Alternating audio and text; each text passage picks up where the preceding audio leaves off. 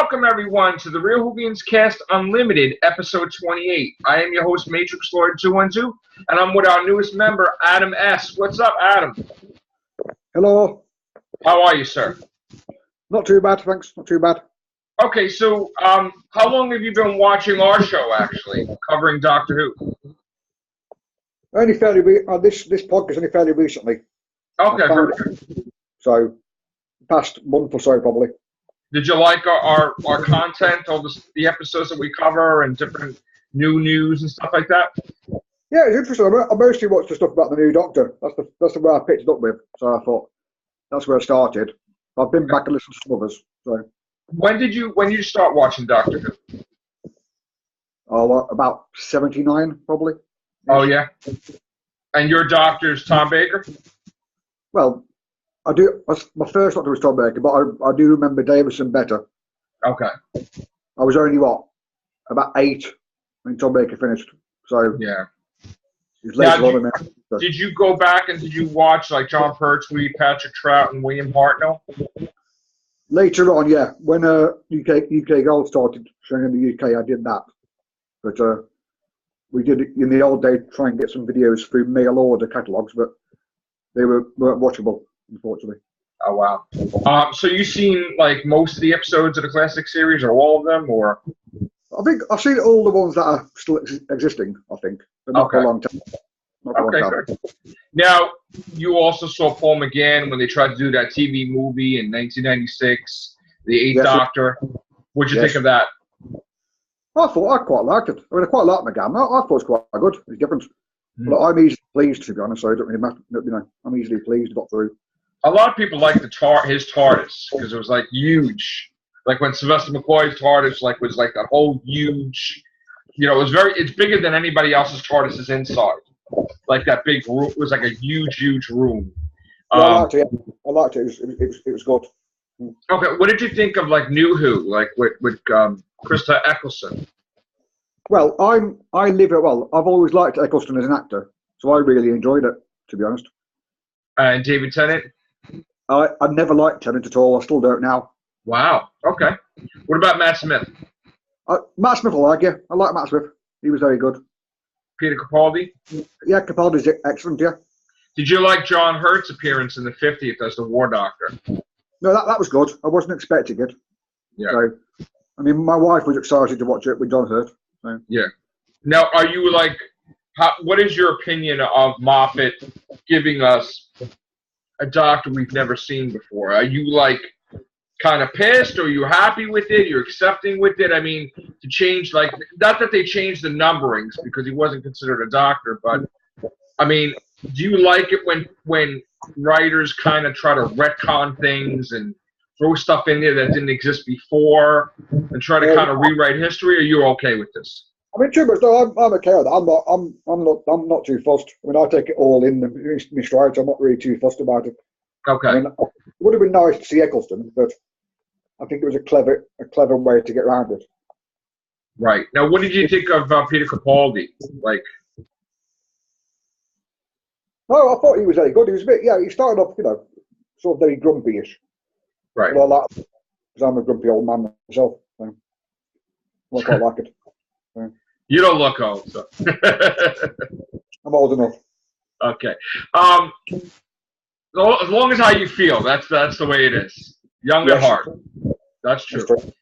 Okay, so now, what is your opinion? Like, what is your favorite? Are you really into like the writing? I mean, are very critical of it, or you just go with the flow? I mean, what was your favorite of the New Who? Did you like Russell T Davies? Did you like Stephen Moffat as like showrunners? Like, which one?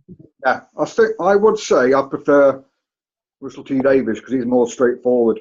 I would say. Okay. The story was Stephen Moffat's a bit too much. Right. Trying to be clever. Now, even though you didn't like David Tennant, did you like the episodes? Like the stories? I mean, what I'll say is with Tennant, I didn't like his Doctor. I don't mind Tennant. I really liked Eccleston, and I saw Casanova. Right.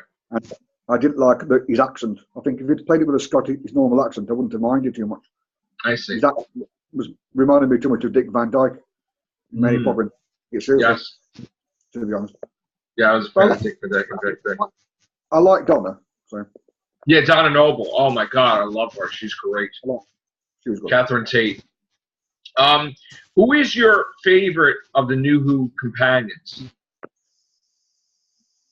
I mean, in case it's between Donna and Bill, probably. I'd say. I mean, you don't have to have a top favorite, but you have a whole bunch of favorites, right? That you like. I mean, I liked Rose at the start, but then I went off in season 2. Martha was quite good. I liked Donna. Clara was okay to start with, but she got a bit ridiculous. What about the Ponds? Yeah. Pardon? What about the Ponds, Amy? No, I mean, I thought they were quite good. That was interesting, yeah. Mm. Now, of the classic series companions, who was your favorites? Oh, I mean, obviously, I like Sarah Jane a lot. I always liked Sarah Jane. I basically, I think now, most of them to us. I didn't like Adric. Yeah, I don't think anybody really liked Adric. But when he was on. What about Katie Manning, Joe Grant? No, I liked her. She was good. You know, I sort of didn't see her when she was on because I wasn't born then. But it was sort of I've seen it retrospectively, and I've met her a few times at conventions. And she's bonkers. What about like Romana?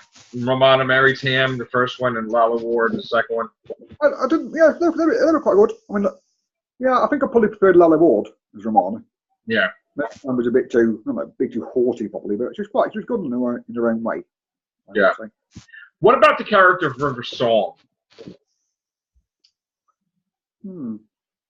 I thought she was good at, I mean, when she first appeared, that was quite a good one-off, and it might have worked better if they left it at that.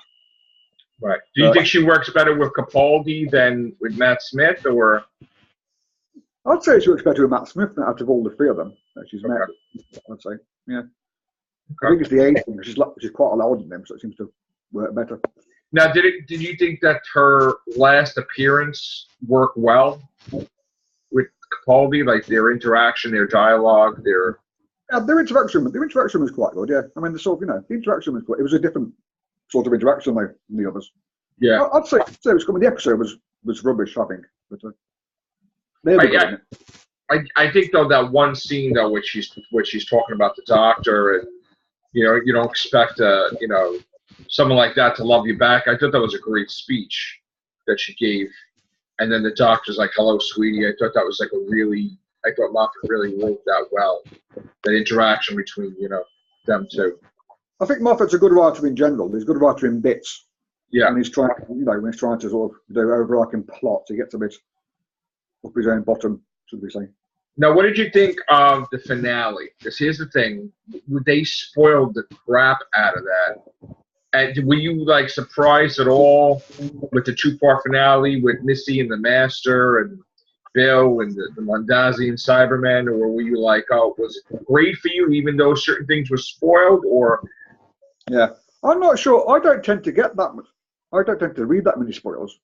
Okay. I mean, I'd heard rumors about it, but I didn't. There wasn't a lot I did actually know. I try to keep away from spoilers. Did you like the finale? The first episode was better. The second episode was a bit rushed, I think. It's always that way with Moffat, I think. If you like one episode and then the other one you don't like. I mean, that's the way I feel with him. Which, like Dark Water, when Missy first appeared, I loved it. And then the second half, I'm like, The first episode I liked, because that was very sort of, quite spooky and quite, interesting. The second episode was a bit, it was okay. Yeah. I like the stuff with Nardole in it, in the finale. Yeah. Sort of hope they sort of blow Bill up, because I thought they'd kill her off already, explode her. Did you think that was typical that the puddle monster there, Heather, would return and save the day, and save her, or you weren't expecting that? I wasn't expecting it, but I wasn't expecting it. But when I think about it, it's sort of obvious in a way. Right. But I never saw it because I don't see these things very easily. Now, are you psyched about the Christmas special? I think it'll be interesting. I mean, I'm looking forward to it in a way. It's quite good. Be interesting to see how it works. I mean, obviously, you got somebody playing the first Doctor again. Right. But that works in the 5 Doctors, so it should work now. Now, how do you feel about Bill appearing again? I'm not sure. I think it depends what they do with her. She's going to be in the Christmas special. Yeah, I think it depends what they do, because she's now some sort of water creature. Well, I mean, she could get her molecules turned back and be normally human again. If Heather decides to rearrange it for her, you know. But what about Clara? Yeah. Well, it depends again what they do. If it's just like when Amy was in Matt Smith's original version, that was just a one scene. That was okay. Yeah. I mean, are they going to allow her to actually go back and die? Right. Or are they going to, is she going to pop out in the middle of her adventures? Well, like Clara, are you happy that she's going to be in the Christmas special? I mean, supposedly it's going to be the Clara with the shoulder traveling, until she goes back to face the Raven. So, yeah, I'm not bothered either way she was. It depends what, I'm not really too bothered. Okay. In a way, it'd be nice if she isn't there, because she's gone now. But it wouldn't be then bored if she was there, because it probably won't be that much of a. She won't be doing that much. Now, what happened when you got to see the big reveal of the 13th Doctor? What was your initial reaction? I didn't see it live. I was out shopping because they finished. My initial reaction was, I can't believe they've done it. Because I was posting on Facebook, Twitter earlier on, posting pictures of women for a laugh, because I didn't feel they'd do it. Right. When they announced it, I found it out on the internet when it happened. And my first reaction was, I can't believe they've done it. So I really didn't think they'd have the balls to do it. Personally. Yeah. Now, are you okay with that? Were you upset about it first, or are you? To be honest, I was quite happy about it. I've been writing for this Doctor Who fanzine for about 20 odd years now, and I wrote an article about 20 years ago about why, about a woman, female doctor. So it's never bothered me. I'm quite looking forward to it. Yeah. I know why people aren't, but in my opinion, I don't really care. It's like I've watched Doctor Who since before I even knew how to read and write, when I was in kindergarten. Yeah. So I was really pissed at first, and I did my reaction. I wasn't happy. It took a couple episodes, and then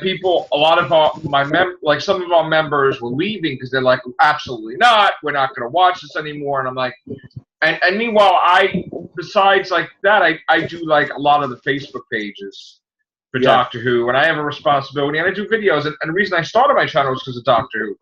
So I after a while, I came around and I said, there's going to be a time when you don't like a doctor or first impressions, but you got to get used to it, and the person's not going to be there forever. Now, again, she may be the best doctor there is, so I need to have an open mind, and I need to watch what she does, because Doctor Who is such a part of my life that without Doctor Who, it's like me being without an arm or a leg, because it's been with me before I even was able to read and write. So it's really part of my life. I don't think I can ever abandon it or leave it, or you know what I'm saying? It's been a huge, huge thing. So it took me a little while, because I was really pissed at first, but I came around, and I can't wait to see what happens in the Christmas special, and I can't wait to see what she does. Yeah, I've always been of the opinion that it just, it is what it is at the time. I mean, I never liked Tennant. When I was younger, I didn't like Sylvester McCoy. Right. And I was 13 when McCoy went to tell you first. I was 13 years old. Right. So over that, I was looking at other stuff, I just went off it a bit. Still watched it. I mean, I still watch it with Colin Baker, but the moment that happened, where I don't like when he his first dialogue, the way he looked, and then when he choked the companion, I was like, but I still watched it. I still hung in there. There was some really good episodes with him, some of the best actually, with the Tower Yard and everything. And I accepted him as a doctor after a while, but he wasn't my favorite. He's my least favorite of all of them. But still, it's something that again, you're not gonna always get what you want. And, they obviously know what they're doing. So give them a chance and we'll watch it. And immediately I adjusted all the Facebook post to show, you know, because I like to represent. So I was like, this is the doctor, blah, blah, blah, and stuff. And I created this Whovians Cast Interactive because it takes forever for me to get new members on here because I'm always like, you know, trying to, before in the past, I was like screening and talking to people for months and months. And I worked so many different jobs and different things. So finally we were talking on there and I'm like, I got to make a better way to interact with everybody, to get them on the show quicker. Because, you know, it's not fair to someone to talk to them for like weeks and months and then finally they appear. Some people just want to appear. So hopefully this outlet with the Whovians Cast Interactive works that way, where we can get people on quicker, like you.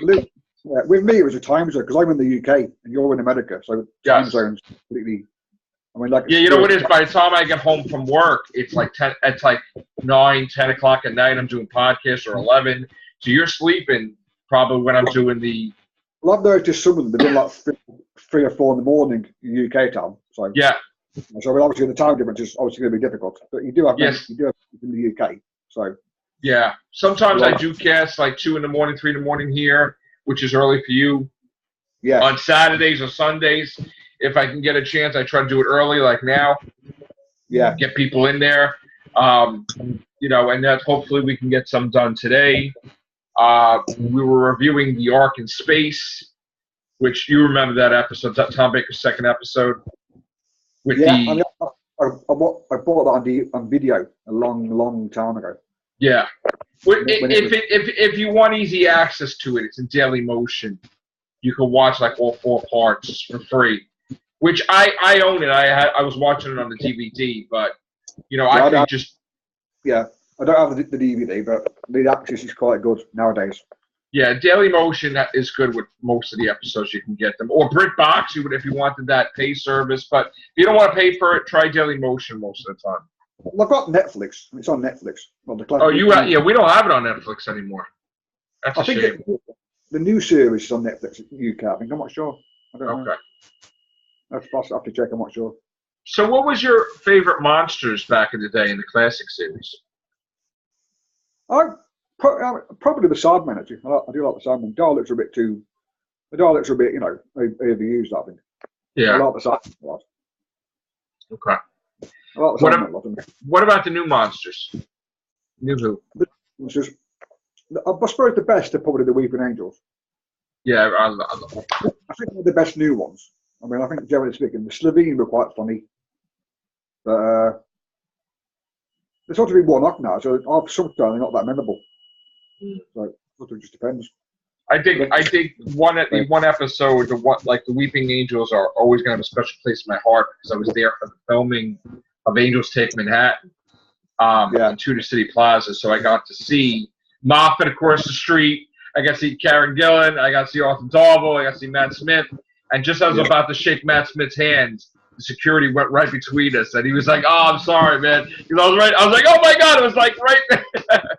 But it was a great experience, and they were very, very nice to the fans. And after they were filming, they were going to take pictures with everybody. But I was there from morning. My feet were blistered. I was dressed up and filming, and I was so tired, and I had to go to work the next day. So I wound up leaving, I think, at midnight, I think it was, or something or close to it. Maybe it was 10. No, it might have been like 10:30 or 11. But it was a great experience to see them filming. And up close and personal, Matt Smith's very tall. And so is Karen Gillan. Like, when you see them, I was like, wow. And Arthur Darvill was very nice, too. He was taking pictures with fans and stuff. So I always remember that. I always be biased when it comes to that episode, like loving that episode, you know. But it was a really good episode, too, I thought. I've never seen it. I've never seen it filmed as such, but you know, I've met some of the people at conventions. So. Yeah. Now, who do you meet in conventions? You have to. How does that work now? So back in the day, I used to go to the conventions. I haven't gone to any conventions recently, but it's very expensive now, isn't it?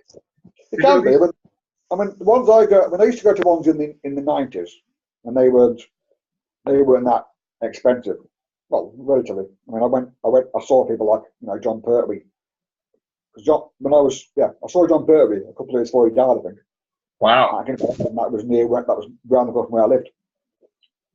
So I've seen most of the doctors there, and I went to some research. Not too bad. They cost about, I'd say about £100 for the ticket. and then you have to pay for the well, you get two autographs each, and you have to pay for the photos. So they are quite expensive. Yeah. But they sort of often tend to be not main people. You don't get many doctors. Now, when you met them in real life for the first time at the conventions, how were they to you, like, compared to what your vision of them were? Like, when you met John Pertwee or you met anybody, were they pleasant? Were they, really nice? Were they mean? Were they, To me, they seemed perfectly nice. Yeah? I mean, John Pertwee, he was quite imposing, I suppose. And Tom Baker's quite imposing just in general. But in most of them, a lot of them are just ordinary people. It depends how you look at it, really. Now, do you buy all the memorabilia? Do you buy the action figures, the toys? Do you buy the books? Not really. I've got the odd. Well, I mean, I've got all the Target novelizations. Okay. I've got all of the Virgin New Adventures. I've not got many. I see I got a poster in the back, a couple of posters in the background. Yeah, I got those in the background. Is it? Can I see it? Yeah, the doctor's up there, and I see the TARDIS over there. Mm-hmm. That's very nice. That's really. I've got a few figures stuff, but most of the time I buy the magazine and the DVDs, so I don't really. There's too much. Yeah. I buy the odd big finish every now and again. Over here they tend to release the magazine a month later. So when you get it, like say you got it today, we would get it a month from then. Which is like to me, I like to have it right away. So after a while, it's like, that's a disappointment to me. But I wound up getting it eventually. But they have a lot of stuff. Was that? When did you get the new series after its broadcast? Is it? We get it, like if you guys get it at whatever time it's released, we get it at night time on BBC America at 9 o'clock.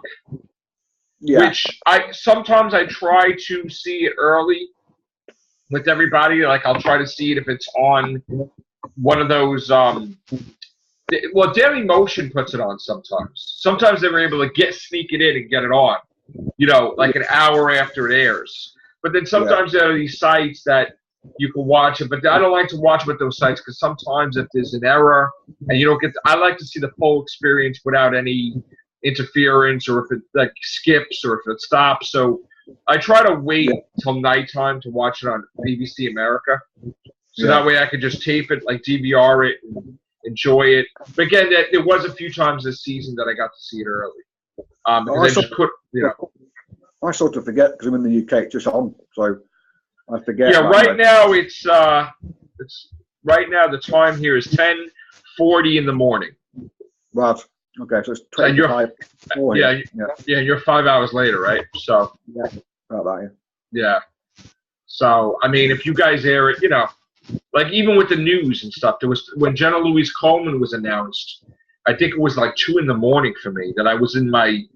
I think I was in my like robe and my pajamas, and I'm like reporting the news on Jenna Louise Coleman at like 2 in the morning or 3 in the morning, and then I went to bed after that. And I think when they announced Richard E. Grant for the Christmas special for the Snowman, I think I had to pull over because I was like traveling. So I pulled on the side and I filmed the video and then I popped it up. So it's weird, when you guys release this stuff, because the time difference is like 5 hours. So yeah. But are you excited for Chibnall as a writer and a showrunner to take over the show? Are you familiar with his work?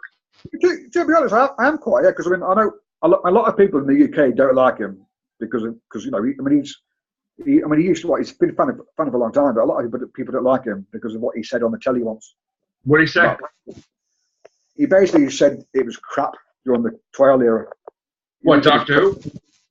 Yeah, he went on this program and said it was rubbish at the time. He was a little kid. And then he became a professional writer. He's done a lot of stuff in the UK. I know he's done like stuff. He's done stuff in America. I mean, Camelot. He's done. So, like right now, do people like him, or people still have a bad impression of him in the UK overall? I think it's sort of. I think Doctor Who fans don't seem to like him that much because they don't think he's good enough. I don't think. Because a lot of people didn't like his talks on episodes. Right. But having said that, it happens. I've noticed that people loved Moffat when he was the writer, didn't like him as a showrunner. I see. They don't seem to like. They didn't like Chibnall's episodes. When they didn't like much of his episodes. Yeah. So a lot of people don't think he'll be. People don't often think they're good enough until they see it. So like, you're there. I'm in America. Yeah. Overall, the consensus of a female doctor, is it split? Are people happy? Are people mad? Or is it mostly overall people are okay with it? I'd say it depends where you look. I'd say in the Doctor Who forums, which is all over, seems to be quite anywhere 50-50. It's difficult to say because a lot of people I've noticed aren't happy about it. They just don't. They think the show is finished and it's difficult. So, it's difficult. So when Moffat said that it's a very, very small percentage of people that don't like it, that's not necessarily true in your eyes, right? It's difficult to say really because I get the impression from the Doctor Who fandom that it's very much probably more of the anti-brigade. Right. It sort of depends how you look at it. I don't know. I can't speak for the I got mostly that it was split because from all the stuff that I've seen, it seems like they were blocking the news of people not liking it because they just wanted to push it like it was positive, but it wasn't really positive. The one big problem I have now with society, like we are today, right, where they get this impression that if you don't like something, like, I didn't like that she was a doctor right away, that you're not a real fan. Like this stuff comes out when people start talking smack about, I think Chris Hardwick, which I always loved Chris Hardwick's stuff until he started saying stuff like that. Like I know he gets to be a little wise here and there, but he said, "Oh, you're not a real fan. You can go. You're a bunch of a-holes if you don't like the female doctor and if you don't accept that." And I think that's a problem that kind of splits the community when you start to create kind of negativity like that, where you're casting off like half the fans or a big portion of fans. I don't think that's a good idea. Now, I mean, yes, they want people to watch it, but I don't think that's a smart move to start bad-mouthing fans and assuming that they're not real fans if they don't agree with the overall consensus. What do you think? I mean, to be honest, I think it's a bit unfair to say you're not a real fan if you don't like it, because if you don't like it, you're probably never going to like it, are you? Right. But you're sort of aware that eventually they'll move on to a different doctor. Right. And I don't necessarily believe this means that there'll never be a male doctor. Right. I've heard rumours that there can't now be a male doctor because of this agenda. I heard that too, and we even talked about it on here, but I mean, I wouldn't have any problem with them regenerating him right into a male afterwards. It doesn't have to be that she has to be female constantly. No. I don't personally think there was an agenda. I don't really think there was an agenda. Personally, I see it purely as Chris Chibnall might do something different. You've an actor he's familiar with.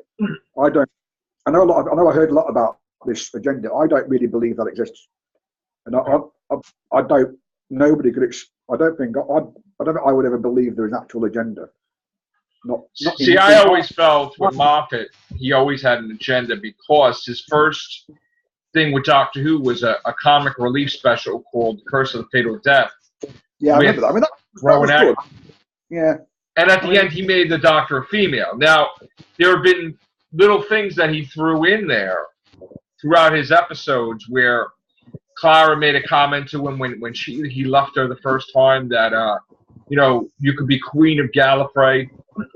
And he's like, yeah, I guess I could. Meaning, like, throwing little things in there in certain episodes to, like, basically saying that we're on our way to that. Like, him making the Master a woman, I thought was like a test run to see how it would be if he would be the Doctor be a female. I mean, it was a good thing because that the Master would regenerate a woman only to mess with the Doctor's head.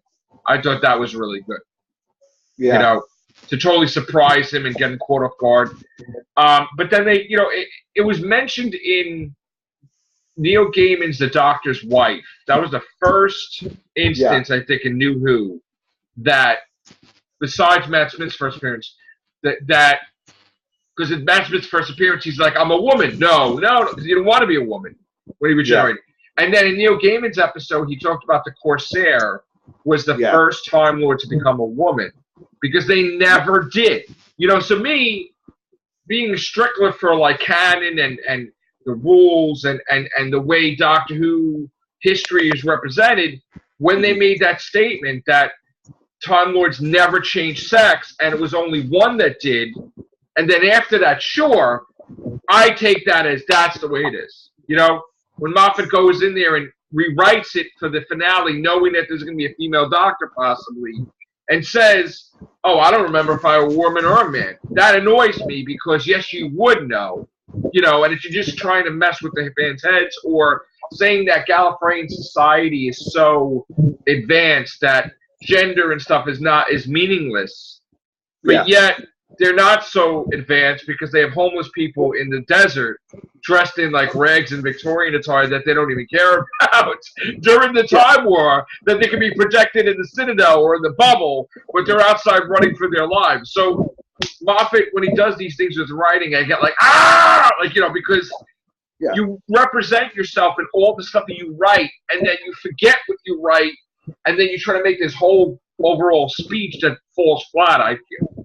So I felt it was an agenda, even though, you know, who knows if it is or not, but I guess eventually we will find out. But I felt it was kind of forced, where it's like, you know, they kept pushing it on us, like, stop already. Because there was even dialogue with the Master, and it's like a female's world. And he's like, is it? You know, and then, you know, Doctor's like, you know, absolutely. And it's like, what? And then even Bill, the way Moffat wrote for Bill, where they're about to die, and she's like, you know, I like girls still, right? And it's like, why would you say that? You know, like, did you say that to say one more time that you're gay, or did you say that to say that the Cyberman programming didn't overtake your consciousness?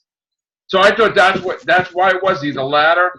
But the fact that, like, there's all these references now, supposedly Moffat's going to be writing stuff with the First Doctor, where the First Doctor is going to be kind of like biased to females in the Christmas special, where, oh, you know, women's place is to clean the TARDIS or something. And I'm like Polly. And I'm like, didn't he just come from the highest civilization that he went to Earth, and he was probably there for not even a year in 1963 and hiding out? And how could he immediately become adapted to the 60s with that mentality? So I don't know. I'm going to have to see. Hopefully, I love the Christmas special. Hopefully, it's not all about that. But to me, it just feels that way. I could be wrong, though. It feels a little forced. It's difficult. It's difficult to say, really. I mean, I think, to be honest, I don't think, I suppose it matters what you believe. If you believe there's some sort of agenda, then, you know, there is. I mean, back in the day, I feel that if they really wanted a female doctor, they would do it. And if they didn't do it, it wasn't possible. Now, Tom Baker did say, I wish whoever takes over the role, whether it be man or woman, or good luck. He did say that. And that's just, you know, him. It's not a writer of Doctor Who or a showrunner, but it's one of the actors, which is fine. But Peter Davison was against it, and everybody went after him.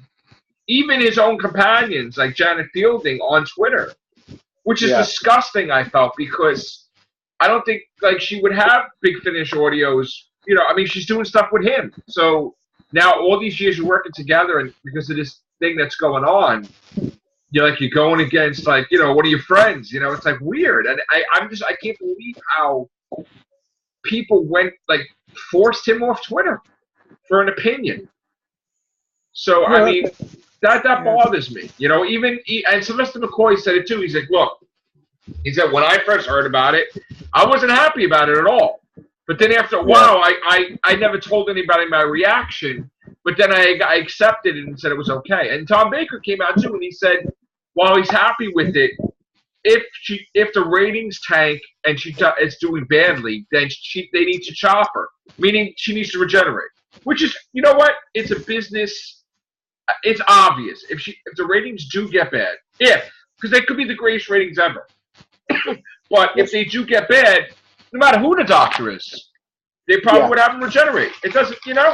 So that should be the case. But now we got all these organizations getting involved in Doctor Who. People have never seen it before in their life, and probably still won't see it. And they're like, oh, the doctor needs to be vegan. Yes. Why?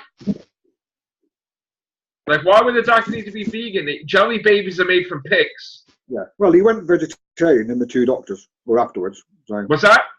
He went vegetarian after the Two Doctors, didn't he? Oh, did he? A little bit.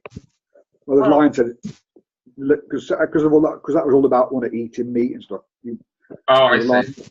Be vegetarian, but it did last longer, I don't think. Maybe it's just about whatever doctor's taste buds are, I guess. Yeah, I mean, it's true. I mean, we know Eccleston liked a steak in Boomtown. So. Yeah. And Matt Smith liked fish fingers with custard. Yeah. And don't like Capaldi. I didn't see him eat much. I thought he ate chicken or something one episode. I know he ate sushi, and then he ate. Oh yeah, he was sort of like lots of different stuff. So yeah, everything. I mean, obviously, he can be vegan if he wants to be, but there's no need to, make him vegan because. I mean, that doesn't have any significance with females. I don't understand what that's about.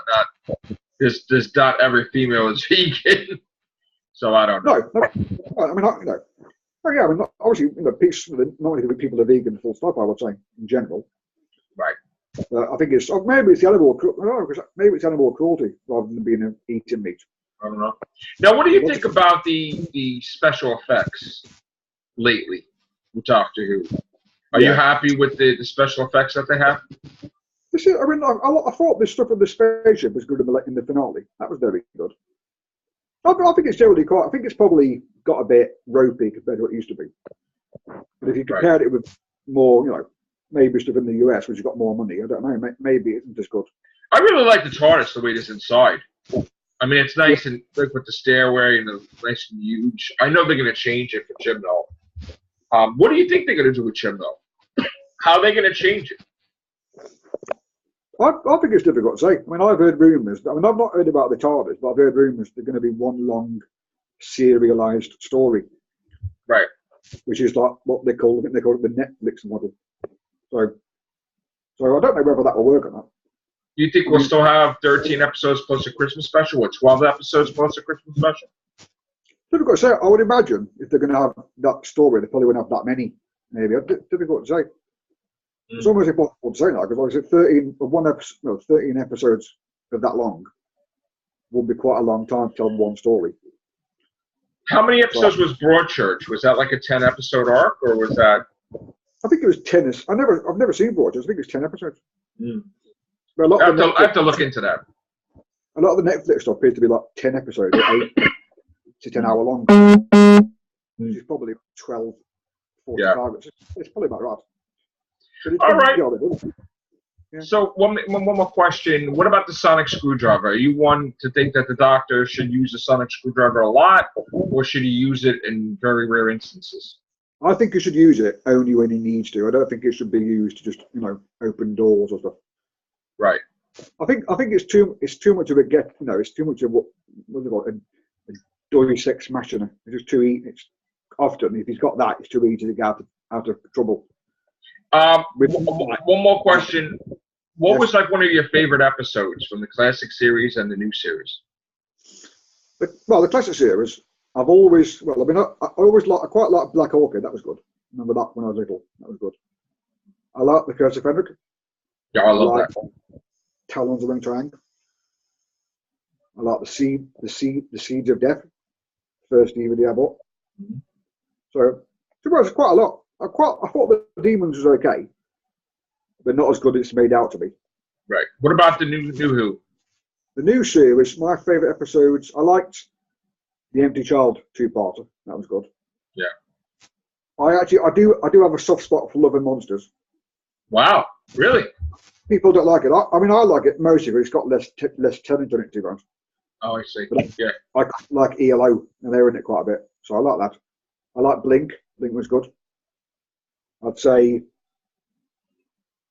What about Girl in the Fireplace? Yeah, that was good. I enjoyed that. I quite like the 3 episode with Martha at the end of the one Sound of Drums. That was with John Smith. Oh yeah. Like that. I like quite a few of the Matt Smith ones. The Matt Smith ones are quite good. I mean, yeah. I think the Matt Smith ones are generally good. I like the Lodger. That was quite good. And last question, what monsters do you want to see appear with the new Doctor, Jodie Whittaker? I'd rather they don't bring it back. I'd rather they have new monsters, to be honest. Like the just have maybe the occasional one, maybe one at the end. Right. And then try and introduce new stuff. because I think that might be a good idea. I think recently they've bought too many old characters, Mike. Okay. Well, welcome aboard, Adam, Yep. to the Real Whovians cast. And if you want to join us also for the Real Whovians cast or the Everything Show, where we talk about other stuff other than Doctor Who, let me know. We'll try to do a Real Whovians cast. I don't know what time we're going to be able to do it today. So we'll probably have an opportunity to do it if it's not too late today. But thank you very much. It's been great. Appreciate it. Okay, thanks so much. All right. Take care. Bye for now.